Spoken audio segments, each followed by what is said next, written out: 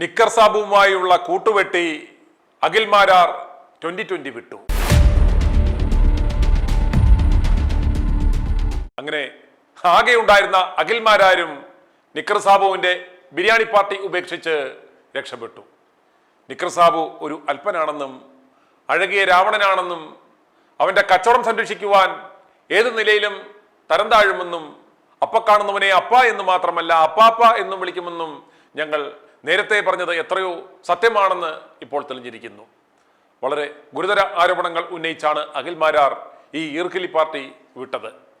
പാർട്ടിയിൽ പ്രവർത്തന സ്വാതന്ത്ര്യമില്ലെന്നും മുന്നോട്ട് സഹകരിച്ചു പോകുവാൻ ആവുന്നില്ലെന്നും ആരോപിച്ചാണ് അഖിലിന്റെ പടിയിറക്കം. തെരഞ്ഞെടുപ്പിന് ശേഷം സാബു എം ജേക്കബ് ഫോൺ വിളിച്ചാൽ എടുക്കില്ല, കൊട്ടാരക്കര സീറ്റ് ഉറപ്പു നൽകിയാണ് തന്നെ 2020 എത്തിച്ചത്, എന്നാൽ തൃപ്പൂണിത്തറ തരാമെന്ന് പറഞ്ഞ് വഞ്ചിച്ചു എന്നും അദ്ദേഹം പറഞ്ഞു. 2020 സാബുവിന്റെ വ്യക്തിപരമായ നേട്ടത്തിന് വേണ്ടി മാത്രമുള്ള ഒരു പാർട്ടിയാണിതെന്നും അഖിൽ മാരാർ പറയുന്നു. അല്ല, ഞാൻ 2020 വരണമെന്ന് പറഞ്ഞ് തെരഞ്ഞെടുപ്പിലേക്ക് വന്ന ആളല്ല. ഞാൻ കൊട്ടാരക്കരയിൽ മത്സരിക്കണമെന്ന് ആഗ്രഹം എനിക്കുണ്ടായിരുന്നു. അതിന് തുടക്കത്തിൽ എനിക്ക് UDF ഭാഗത്തു നിന്നുള്ള സാധ്യതകൾ എൻ്റെ മുമ്പിലുണ്ടായിരുന്നു. ഐഷ പോറ്റിയുടെ അവിടുത്തെ വരവോട് കൂടിയിട്ടാണ് എൻ്റെ ആ സാധ്യതകളെ മങ്ങുന്നത്. സ്വാഭാവികമായി ഐഷ പോറ്റി വന്നപ്പോൾ അത് വരാനുണ്ടായ കാരണം എനിക്ക് വളരെ വ്യക്തമായിട്ട് അറിയാം. അവിടെ ഐഷ പോറ്റിയെ മത്സരിപ്പിച്ച് ആ സീറ്റ് ജയിപ്പിക്കുക എന്നതായിരുന്നില്ല അവിടുത്തെ ലക്ഷ്യം. പകരം മറ്റു പല ഉദ്ദേശങ്ങളുമായിരുന്നു. ഞാൻ വരുന്നത് തടയുക എന്നുള്ള ചില ഉദ്ദേശങ്ങൾ കൂടിയായിരുന്നു. അപ്പോൾ ഞാൻ കരുതി അവിടെ സ്വതന്ത്രനായിട്ട് മത്സരിക്കും. ഞാൻ പണ്ടും എൻ്റെ നാട്ടിൽ ബ്ലോക്ക് പഞ്ചായത്തിൽ സ്വതന്ത്രനായി മത്സരിച്ചിട്ടുള്ള ഒരാളാണ്. അങ്ങനെ സ്വതന്ത്രനായി മത്സരിക്കാൻ തീരുമാനിച്ച എനിക്ക് കിട്ടിയൊരു അവസരമാണ് 2020 വഴി കൊട്ടാരക്കരയിൽ സ്വതന്ത്രനായി തന്നെ മത്സരിക്കുക. അപ്പോൾ NDയുടെ അതായത് BJPയുടെ വോട്ടും ഒരു സ്വതന്ത്രനായി ലഭിക്കുന്ന വോട്ടുകളും കോൺഗ്രസിനുള്ളിലുള്ള വിള്ളലുകളിൽ നിന്ന് പിടിച്ചെടുക്കാൻ കഴിയാവുന്ന വോട്ടുകളും അതുപോലെ ഇതര രാഷ്ട്രീയ പ്രസ്ഥാനം പ്രത്യേകിച്ച് CPM-നുള്ളിലൊക്കെ എല്ലായിടത്തും പടലപ്പിണക്കങ്ങൾ വളരെ വ്യക്തമായിട്ട് അറിയാവുന്ന ഒരാളാണ് ഞാൻ. 40,000-ഓളം വോട്ട് കൊട്ടാരക്കരയിൽ BJPക്ക് അടിസ്ഥാനമായിട്ട് രണ്ട് പഞ്ചായത്ത് തിരഞ്ഞെടുപ്പിലും കിട്ടിയതുമാണ്. പക്ഷേ നിയമസഭയിൽ അവർക്ക് 20,000-നും 22,000-നും ഇടയിൽ വോട്ടുകൾ ലഭിച്ചിരുന്നുള്ളൂ.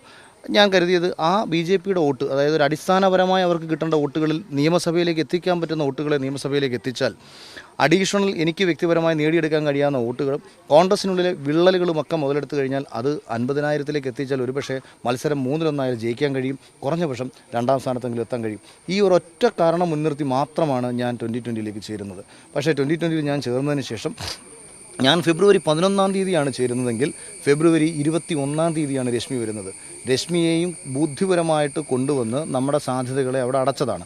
അതിനുശേഷം തൃപ്പൂണിത്തറ സീറ്റ് BJPയുടെ മറ്റൊരു A-ക്ലാസ് മണ്ഡലം എനിക്ക് നൽകാമെന്നുള്ള ഒരു സാഹചര്യം സൃഷ്ടിക്കപ്പെട്ടത് എന്നെ കൊട്ടാരക്കരയിൽ സീറ്റ് കൊടുക്കാമെന്ന് പറഞ്ഞ് അവർക്ക് ഉണ്ടായിട്ടുള്ള ചില പ്രശ്നങ്ങൾ അവർക്കറിയാവുന്നതാണ്. അതുകൊണ്ട് പകരം ഏറ്റവും ബെസ്റ്റായിട്ടുള്ള മറ്റൊരു മണ്ഡലം കൊടുക്കാം. അതുകൊണ്ടാണ് 2020 കിട്ടത്തില്ല, എന്തിന് 2020 കൊടുത്തു എന്നൊക്കെ പലരും ചോദിക്കുന്ന സമയത്തും 2020 ആ സീറ്റ് കിട്ടാനുണ്ടായ കാരണം എനിക്ക് നൽകിയ വാക്ക് പാലിക്കപ്പെടാതെ പോയി എന്നുള്ള രാജീവ് ചന്ദ്രശേഖർ കൂടി ചിന്തയായിരുന്നു. അതിനുശേഷം തൃക്കാക്കരയിലേക്ക് എന്നെ ബോധപൂർവ്വം നിർത്തിയത് തന്നെ ഞാൻ എൻ്റെ രാഷ്ട്രീയ ഭാവി മുന്നോട്ടൊരു പോക്കുണ്ടാവാൻ പാടില്ല. കാര്യം തൃക്കാക്കരയിൽ BJPക്കും സംഘടനാപരമായി ദൗർബല്യമുള്ള സ്ഥലമാണ്. അപ്പോൾ വളരെ കുറച്ച് പേര് മാത്രമേ ഉള്ളൂ. എന്നുവെച്ചാൽ ഒരു കൗൺസിലർ പോലും ഇല്ല, ഒരു കൗൺസിലർ പോലും BJPക്കില്ല. തുടക്കത്തിൽ തിരിച്ചറിയാൻ കഴിഞ്ഞില്ല. ഞാൻ കുറച്ചു മുമ്പ് നിങ്ങളുള്ള സമയത്ത് തന്നെ ഞാൻ വായിച്ചു. മാർച്ച് 15 തന്നെ ഞാൻ സാബു ജേക്കബിന് മെസ്സേജ് അയച്ചത് എനിക്ക് പറ്റിയ വലിയൊരു തെറ്റ് പൊതുസമൂഹത്തോട് മാപ്പ് പറഞ്ഞുകൊണ്ട് ഞാൻ അങ്ങ് അവസാനിപ്പിക്കാം എന്ന് തന്നെ മാർച്ച് 15 അയച്ച മെസ്സേജ് ഞാൻ നിങ്ങൾ വരുന്നതിന് മുമ്പേ ഞാനിവിടെ എൻ്റെ ഫോൺ അവിടെ ഇരിക്കുകയാണ്, അല്ലെങ്കിൽ ഞാൻ വേണം നിങ്ങൾക്ക് സ്ക്രീൻഷോട്ട് അയച്ചു തരാം. അതായത് ആ ഒരു മാസത്തിനുള്ളിൽ തന്നെ ഈ ചർച്ചകളുണ്ടായി, വലിയ ബഹളങ്ങളുണ്ടായി. ഞാൻ ഓഫീസിൽ വെച്ച് ഞാൻ വലിയ ഷൗട്ട് ചെയ്യുന്നൊരു സാഹചര്യം വന്നു. ഞാൻ ഷൗട്ട് ചെയ്തു എന്ന് പറഞ്ഞു കഴിഞ്ഞാൽ ഇപ്പം നിങ്ങളെല്ലാം ഒരു മനുഷ്യൻ്റെ ജീവിതത്തിൽ അയാളെ കൊണ്ട് കുഴിയിൽ ചാടിച്ചതിന് ശേഷം തിരിഞ്ഞു പോയി കഴിഞ്ഞാൽ പിന്നെ നമ്മുടെ മുമ്പിലുള്ള മാർഗ്ഗം എന്ന് പറയുന്നത് എന്താ? ഞാൻ പറഞ്ഞു നിങ്ങളെ വെടിവെച്ച് കൊന്നിട്ട് ഞാൻ സൂയിസൈഡ് ചെയ്യാമെന്ന് പറഞ്ഞത്.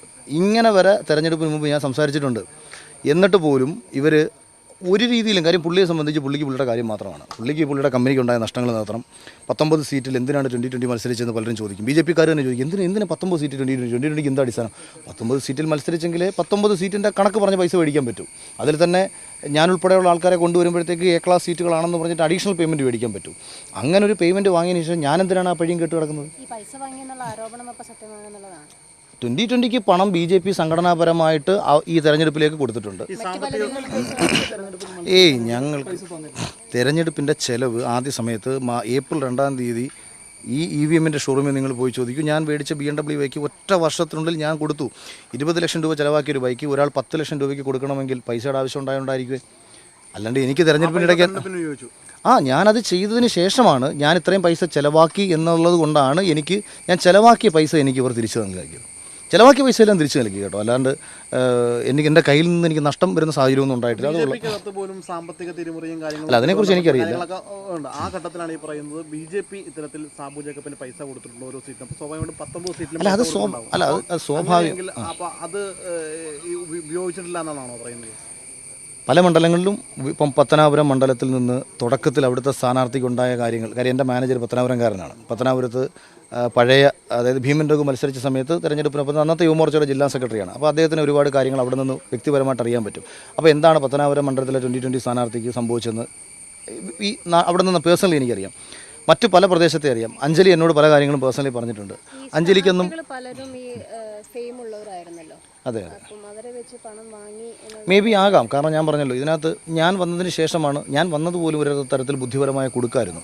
കാരണം എന്നോട് പറഞ്ഞിരുന്നത് അഖിൽമാരാരും സാബു ജേക്കബ്, അല്ല രാജീവ് ചന്ദ്രശേഖറും സാബു ജേക്കബും ചേർന്നിരിക്കുന്ന ഒരു പ്രസ് മീറ്റിൽ അഖിലിൻ്റെ പേരും മണ്ഡലവും അനൗൺസ് ചെയ്തുകൊണ്ടാണ് ഞങ്ങൾ അഖിലിനെ ഇൻവൈറ്റ് ചെയ്യുന്നതെന്ന് പറഞ്ഞു.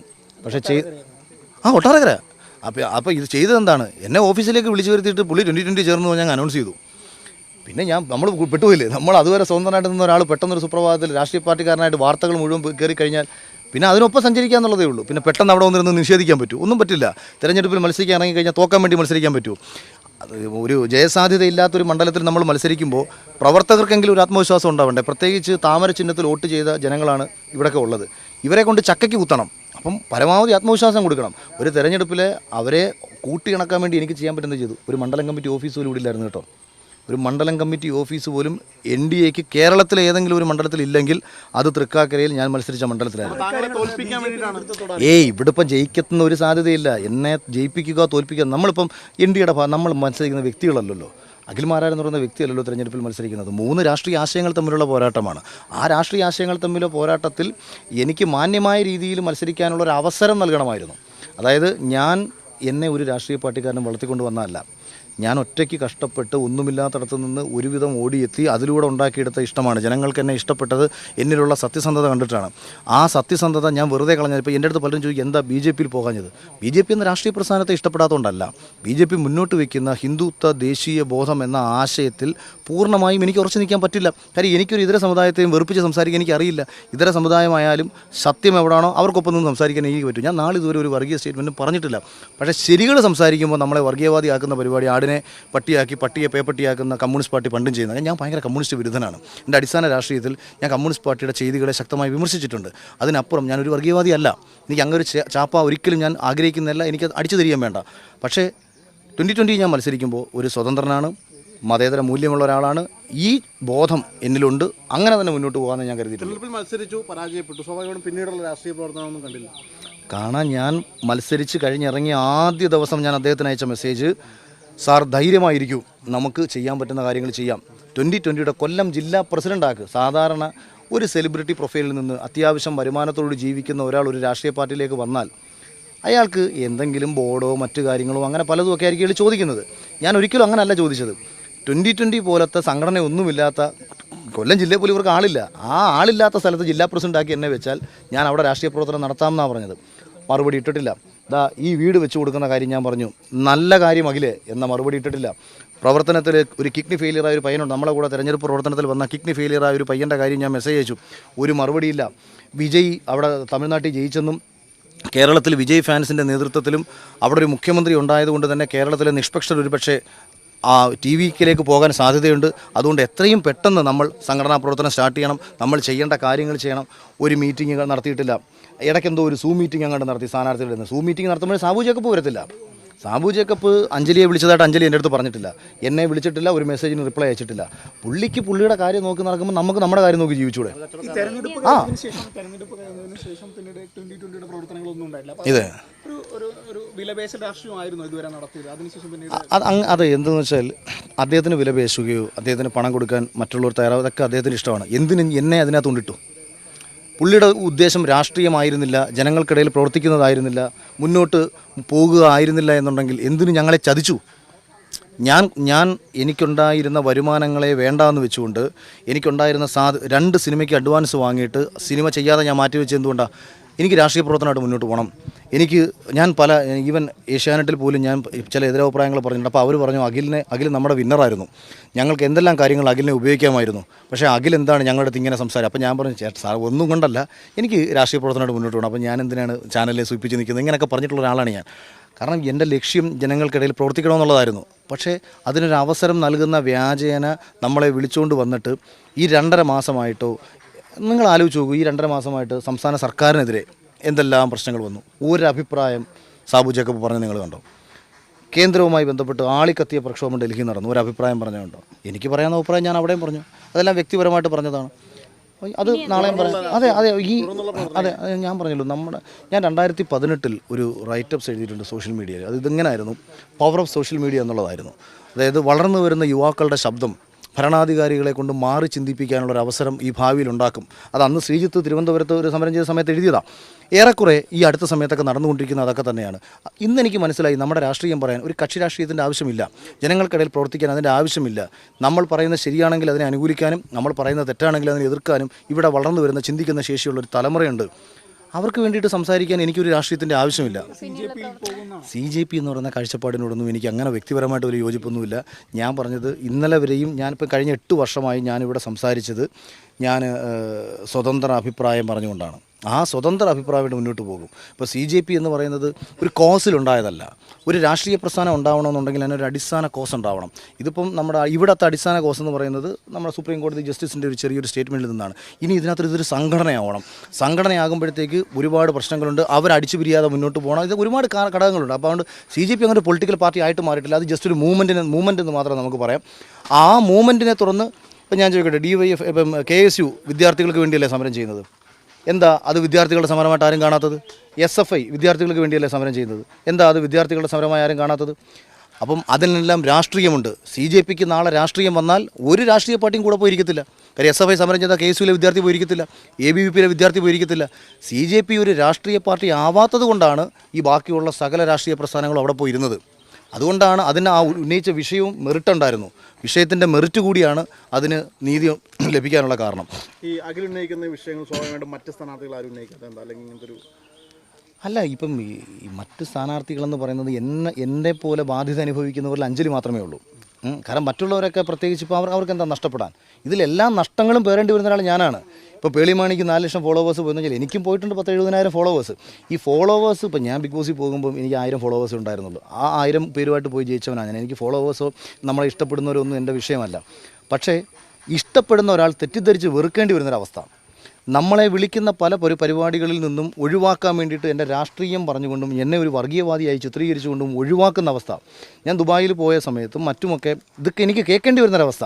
അപ്പോൾ ഞാനിത് കേൾക്കാം, ഞാൻ തയ്യാറാണിത് കേൾക്കാൻ. പക്ഷേ ഇതൊക്കെ കേൾക്കാൻ കാരണക്കാരനായ ഒരാൾ സുഖിച്ച് ഒരക്ഷരം മിണ്ടാതെ അപ്പുറത്ത് നിൽക്കുകയാണ്, ഒരു മറുപടി തരാതെ നിൽക്കുകയാണ്, അല്ലെങ്കിൽ വിളിച്ചൊന്ന് സമാധാനിപ്പിക്കാതെ നിൽക്കുകയാണ്, അല്ലെങ്കിൽ അടുത്ത കാര്യങ്ങൾ പറയാതെ നിൽക്കുകയാണ്. അപ്പോൾ ഞാൻ എന്തിനാണിത് കേൾക്കേണ്ട കാര്യം? അഞ്ജലിക്കും ഇതേ അവസ്ഥ തന്നെയാണ്. അഞ്ജലി എന്നോട് പലപ്പോഴായിട്ട് ഫോണിൽ സംസാരിച്ചപ്പോൾ പറഞ്ഞിട്ടുണ്ട്, അഞ്ജലി പോകുന്നിടത്തെല്ലാം ഈ സാമ്പത്തിക ഇതിൻ്റെ ആയുമായി ബന്ധപ്പെട്ട് അഞ്ജലിയോട് ചോദിക്കുന്നുണ്ട്. അഞ്ജലിക്കും 5 പൈസയൊന്നും ആരും കൊടുത്തിട്ടില്ല. തൃപ്പൂണിത്തുറ സീറ്റിൽ ഒരു പക്ഷേ ചില പൈസ ചിലവഴിച്ചപ്പോൾ ഫ്ലെക്സ് അടിച്ചിട്ടുണ്ട്, പോസ്റ്റർ അടിച്ചിട്ടുണ്ട്, പലതും പ്രോപ്പറായിട്ട് ഒട്ടിയിട്ടുമില്ല, പലതും പ്രോപ്പറായിട്ട് എത്തിയിട്ടുമില്ല. പക്ഷേ എന്നാലും ഇതൊക്കെ അവർ അടിച്ചിട്ടുണ്ട്, ഇതിൻ്റെ പൈസകൾ അവർ ചിലവാക്കിയിട്ടുണ്ട്. സോഷ്യൽ മീഡിയ ക്യാമ്പയിനുമായി ബന്ധപ്പെട്ട് എനിക്ക് അതുമായി ബന്ധപ്പെട്ടിട്ടുള്ള ചിലവുകൾ, ഞാൻ തുടക്കത്തിൽ ചെയ്ത ചിലവുകളുടെ ഞാൻ ചിലവാക്കിയ പൈസകൾ തന്നിട്ടുണ്ട്. ഞാൻ പറഞ്ഞല്ലോ, 2 പേരായിരുന്നു 2020 വേണ്ടി എൻ്റെ കൂടെ പ്രവർത്തിക്കാൻ ഒരു നിയോജക മണ്ഡലത്തിൽ മൊത്തത്തിൽ ഫുൾ ടൈമറായിട്ടുണ്ടായിരുന്നു. 2 പേർ. ഇവിടെ തൃപ്പൂണിത്തുറയിലെ തൃക്കാക്കരയിൽ ഒരു കൗൺസിലർ 2020 ജയിച്ചിട്ടുണ്ടായിരുന്നു. അവരാദ്യം എന്നെ കാണാൻ പോലും ഒന്നും കൂട്ടാക്കില്ല. പിന്നീട് പലതും പറഞ്ഞ് സംസാരിച്ച് പേരിനൊന്നും പോയി കണ്ടതല്ലാതെ ഒരു ദിവസം പോലും ഒരാളോട് പോലും അവർ വോട്ട് ചോദിച്ചിട്ടില്ല. ഇവർക്ക് വേണ്ടി മത്സരിച്ച ഒരാൾ പോലും നമുക്ക് വേണ്ടി മത്സരിക്കാൻ വേണ്ടിയിട്ട് തിരഞ്ഞെടുപ്പിൽ ഇറങ്ങിയിട്ടില്ല. ഒരു മണ്ഡലം കമ്മിറ്റി ഓഫീസില്ല. ഒരു 4 പേരെ ഒന്ന് വിരുത്തി സംസാരിക്കും. ഹോട്ടലിലാണ് നമ്മൾ പലരെയും കാണുന്നത്. നിങ്ങളിൽ പല ആൾക്കാരും എൻ്റെ ഇൻ്റർവ്യൂ എടുക്കാൻ വേണ്ടി ഹോട്ടലിലായിരുന്നു വന്നുകൊണ്ടിരുന്നത്. ഞാൻ താമസിച്ചുകൊണ്ടിരുന്ന ഹോട്ടലിലാണ്. എനിക്ക് വേണ്ടി കേരളത്തിൻ്റെ പല പ്രദേശത്തുനിന്നും വന്നിരുന്ന എൻ്റെ സുഹൃത്തുക്കൾ, എൻ്റെ സഹോദരങ്ങൾ, അവരെ ഞാൻ ഹോട്ടലിൽ റൂം എടുത്ത് താമസിപ്പിക്കുകയായിരുന്നു. അവർക്ക് ഭക്ഷണം നമ്മൾ മേടിച്ചു കൊടുക്കുകയായിരുന്നു. വാഹനങ്ങളുടെ ചിലവുകൾ നമ്മൾ നോക്കുമായിരുന്നു. ഇങ്ങനെ ചിലവായ പൈസകൾ ഇവരെ തന്നതല്ലാതെ അതിൽ തന്നെ ഒരു പക്ഷേ കണക്കെടുത്ത് കഴിഞ്ഞാൽ അതിൽ കൂടി ഞാൻ ചിലവാക്കിയിട്ടുണ്ടാകും. പിന്നെ എന്തിനാണ് ഞാൻ ഈ പഴി കേൾക്കുന്നത്? ഇപ്പം ഞാൻ ഒരു ഇലക്ട്രിക് വാഹനം എടുത്തത് ബെൻസിൽ നടക്കുന്ന ചിലവ് ഒഴിവാക്കാൻ വേണ്ടിയിട്ടാണ്. അതിൽ എൻ്റെ അച്ഛന് ക്യാൻസറാണ്. അപ്പോൾ ഞാൻ കൊച്ചിയിൽ നിന്ന് കൊട്ടാരക്കരയ്ക്ക് പലപ്പോഴും എനിക്ക് യാത്ര ചെയ്യേണ്ടി വരും. ഈ യാത്രാ ചെലവുകൾ മുമ്പൊക്കെ എന്ന് വെച്ചാൽ എനിക്ക് വലിയ പ്രശ്നമില്ലായിരുന്നു. 50,000 രൂപയോളം ഒരു മാസം പെട്രോൾ അടിച്ച് തന്നെ കളയേണ്ടി വരുന്ന സാഹചര്യം ഉണ്ടാവാറുണ്ട്. അപ്പോൾ ഇത് ഇലക്ട്രിക് വണ്ടി എടുത്താൽ ലാഭിക്കാം. അപ്പോൾ ഇലക്ട്രിക് വണ്ടി എടുത്തപ്പോൾ ഞാൻ കേട്ട വഴി എന്താ, മറ്റേ തെരഞ്ഞെടുപ്പിൽ നിന്ന് ഫണ്ട് കിട്ടിയത്. ഇലക്ഷൻ കമ്മീഷൻ്റെ സൈറ്റിൽ ഞാൻ സമർപ്പിച്ചേക്കുന്ന എൻ്റെ സാമ്പത്തിക എത്ര ഉണ്ടെന്ന് വെച്ചാൽ 3 കോടി രൂപ ഞാൻ കാണിച്ചിട്ടുണ്ട്. അതായത് തെരഞ്ഞെടുപ്പിൽ മത്സരിക്കുന്നതിന് മുൻപ് തന്നെ എൻ്റെ കണക്കുകൾ ഞാൻ കാണിച്ചത് 3 കോടി എന്നാണ്. എനിക്ക് അത്യാവശ്യം സേവിങ്സ് ഉണ്ട്. പക്ഷേ ഞാൻ എൻ്റെ മക്കൾക്ക് വേണ്ടി ചെയ്ത് വെച്ചേക്കുന്ന കാര്യങ്ങൾ എൻ്റെ ഇപ്പോൾ ജീവിക്കാൻ വേണ്ടി എടുത്ത് ചെലവഴിക്കേണ്ട അവസ്ഥയായി മാറുന്നു. അതേസമയം തന്നെ എവിടെ ചെന്നാലും നമ്മൾ ചെയ്യുന്ന കാര്യങ്ങളെ 2020 നിന്ന് പണം കിട്ടിയതുകൊണ്ടാണ് കേൾക്കേണ്ടി വരുന്നു. ചോദിച്ച സീറ്റ് കിട്ടിയില്ല, തരാമെന്ന് പറഞ്ഞ സീറ്റ് നൽകിയില്ല, മറ്റൊരു സ്ഥലത്ത് കൊണ്ടിട്ട് ചതിച്ചതിന് ശേഷവും അവരുടെ കൂടെ നിൽക്കാമെന്ന് പറഞ്ഞ നമ്മളുടെ അടുത്ത് ഒരു മര്യാദ പോലും ഇത്രയും നാളായിട്ട് കാണിച്ചിട്ടുമില്ല. പിന്നെ ഞാൻ അവരെ ആ വിഴുപ്പ് എനിക്ക് പേറേണ്ട ആവശ്യമില്ല. ഞാൻ ഒറ്റയ്ക്ക് എനിക്ക് സിനിമ ചെയ്യാനറിയാം, എനിക്ക് മുന്നോട്ട് പോകാനറിയാം, എനിക്ക് എൻ്റേതായ കാര്യങ്ങൾ നോക്കി ആരുടെയും സഹായമില്ലെങ്കിലും എനിക്ക് ഒറ്റയ്ക്ക് ഇവിടെ സർവൈവ് ചെയ്യാനുള്ള ശേഷി എനിക്കുണ്ട്. ഞാൻ അങ്ങനെ തന്നെ മുന്നോട്ട് പോകും. അതിൽ എനിക്ക് രാഷ്ട്രീയം പറയേണ്ടടുത്ത് എനിക്ക് ശരിയെന്ന് തോന്നുന്ന വിഷയങ്ങൾ ഞാൻ സംസാരിക്കും. ഇല്ല, അതാ ഞാൻ പറഞ്ഞത്. ഇപ്പം നമ്മൾ സ്വതന്ത്ര കാഴ്ചപ്പാടോടുകൂടി മുന്നോട്ട് പോകും. ആ സ്വതന്ത്ര കാഴ്ചപ്പാടോടുകൂടി മുന്നോട്ട് പോകുമ്പോൾ എനിക്ക് ലഭിക്കുന്ന സ്വീകാര്യത എനിക്ക് ഇന്നലകളിലും കിട്ടിയിട്ടുണ്ട്, നാളെയും കിട്ടും. പക്ഷേ ഞാൻ പറയുന്ന വിഷയത്തിൻ്റെ മെറിറ്റ് നഷ്ടപ്പെട്ടു പോകും. ഇപ്പം ഞാൻ ദുരിതാശ്വാസ നിധിക്കെതിരെ ഞാൻ സംസാരിക്കുമ്പോൾ ഞാൻ ഇന്ത്യയുടെ പ്ലാറ്റ്ഫോമിൽ സംസാരിച്ചാൽ നിങ്ങൾ എത്ര പേര് അത് വിശ്വസിക്കും? സ്വതന്ത്രനായതുകൊണ്ടാണ് ആ വിശ്വാസം വരുന്നത്. അപ്പോൾ എനിക്കറിയാം, ശരികൾക്ക് വേണ്ടി എനിക്ക് സംസാരിക്കുമ്പോൾ ഒന്നിൻ്റെയും ഭാരം എൻ്റെ മണ്ടയിലുണ്ടാവാൻ പാടില്ല. അപ്പം ആ ചാപ്പ എൻ്റെ മണ്ടയിൽ അടിക്കാൻ പാടില്ല.